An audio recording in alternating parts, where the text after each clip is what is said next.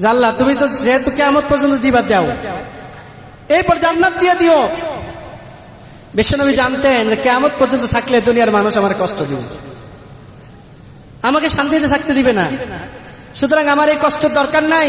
আমার যে মাকসাদ ছিল, আমার যে আল্লাহ তাআলা যে ভীষণ নিয়ে পাঠিয়েছেন, এই ভীষণের কাজ শেষ, এখন তুমি আমাকে নিয়ে যাও। এরপর আল্লাহ রাব্বুল আলামিন আমাদেরকে জানিয়ে দিলেন, ওয়ালা সাউফা ইউতিকা রাব্বুকা ফাতারদা, ওয়ালা সাউফা ইউতিকা রাব্বুকা ফাতারদা। হাবিব, আমি আপনাকে এত এত দিব। কাফেরেরা যখন বিশ্বনবীকে চতুর্দিক থেকে মারপিট শুরু করে দিলেন, চতুর্দিক থেকে বিশ্বনবীকে আক্রমণ করা শুরু করে দিলেন, বিশ্বনবী অস্থির হয়ে গেলেন। তায়েফে গেলেন, সেখান থেকে মার খেয়ে চলে আসলেন। মক্কায় অবরুদ্ধ অবস্থায় সাহাবায়ে কেরাম ছন্ন ছাড়া